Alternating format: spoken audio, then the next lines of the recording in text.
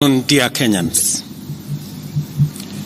over the past 2 years, our government has rallied the country behind the bottom-up economic transformation agenda, the basis upon which we were elected in the democratic elections of the year 2022. We have achieved significant progress in increasing food production by reducing the cost of farm inputs, thereby lowering the cost of food and lowering the cost of living. We have stabilized the economy by preventing what was an imminent debt default. We have stabilized fuel prices, lowered inflation to an all-record low of 4.6%, and we have stabilized the foreign exchange regime.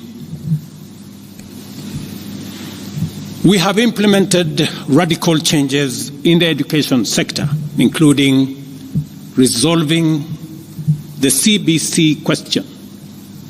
We have rolled out a new student-focused higher education funding model that has special emphasis on making sure that children from vulnerable families have the requisite support in their education. We have also improved the student-teacher ratio in both our primary and secondary schools by hiring an additional 56,000 teachers and also hiring an additional 2,000 tutors for our TVET institutions. We have equally resolved bottlenecks in cash transfer program to vulnerable Kenyans, including orphans, people living with disability, and the elderly. We have not only brought on board more beneficiaries, but in keeping with the promise that we made, it is now not the case, as it was in the past, that these vulnerable Kenyans have to wait for months. Now their stipends are paid as salaries of public servants are being paid. We did roll out the Hustler Fund that today benefits 2 million Kenyans. And we have 7 million Kenyans who had been denied access to financial services by credit reference bureaus.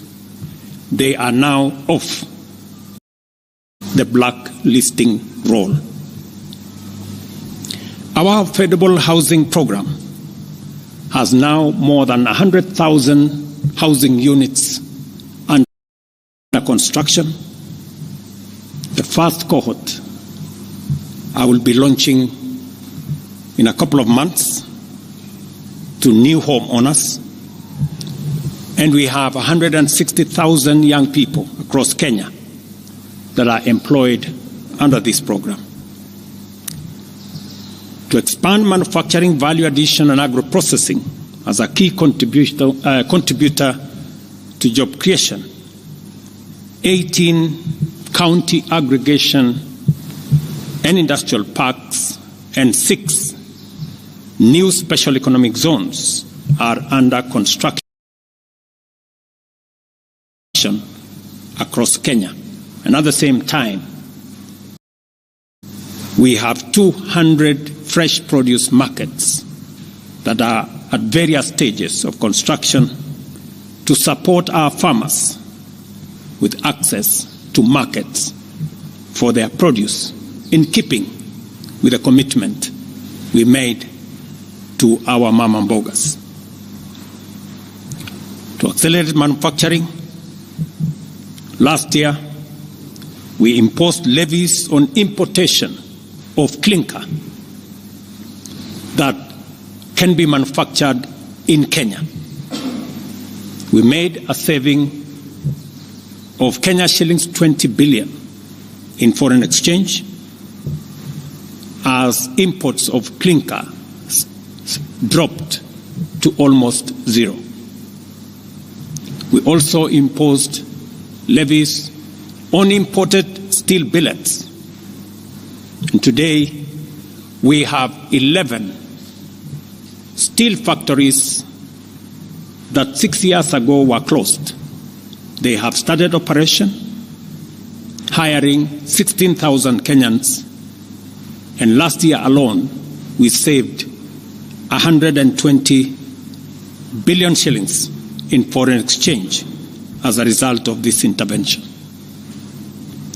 Our digital transformation agenda is also on course with 17,000 government services online, while we have 274 digital hubs across Kenya with 152,000 students and digital workers in our TVETs and also in digital hubs in different parts, up and running and giving young people an income. Our universal health coverage plan has already onboarded 107 community health promoters, and the process of registration for our social health insurance fund is ongoing, on its way to launch on the new date of 1st of October 2024 that will make it possible for every Kenyan to have a health insurance, and for those suffering from critical illnesses to have access to the critical illness fund, making it possible for every Kenyan to have access to treatment without the burden of having to fund it.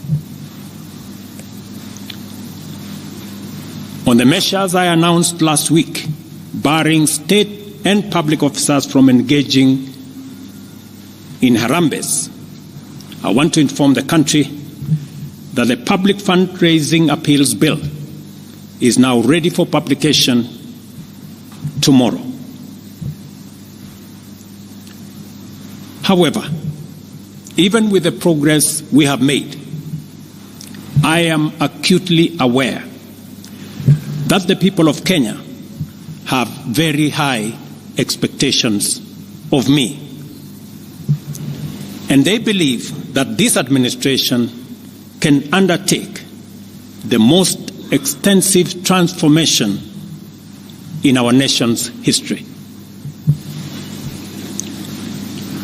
Recent events that necessitated the withdrawal of the finance bill, which will require a review and reorganization of our budget and fiscal management, have brought us to an inflection point.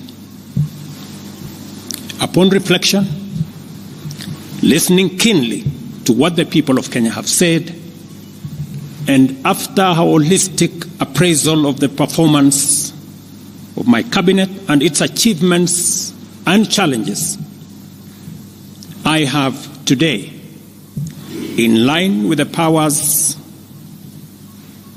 given to me by Article 1521 and 1525B of the Constitution and Sections 12 of the Office of the Attorney General's Act, decided to dismiss with immediate effect all the Cabinet Secretaries and Attorney General of the Republic of Kenya, of the Cabinet of Kenya, except the Prime Cabinet Secretary and Cabinet Secretary for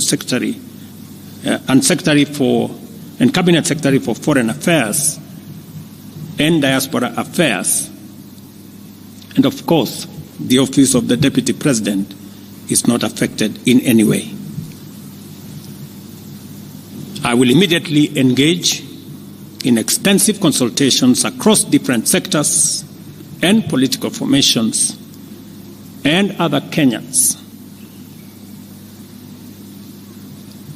both in public and private, with the aim of setting up a broad-based government that will assist me in accelerating and expediting the necessary, urgent, and irreversible implementation of the program that we have, including other radical measures and programs to deal with the burden of debt, to explore raising domestic resources and revenues, expanding job opportunities,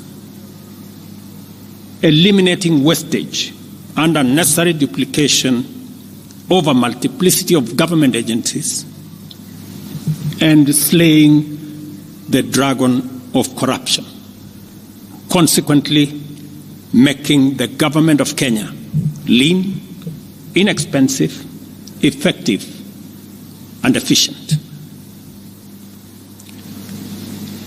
During this process, the operations of government will continue uninterrupted under the guidance of principal secretaries and other relevant officials. I will be announcing additional measures and steps in due course. Thank you very much, and God bless our great country, Kenya. Asanteni sana.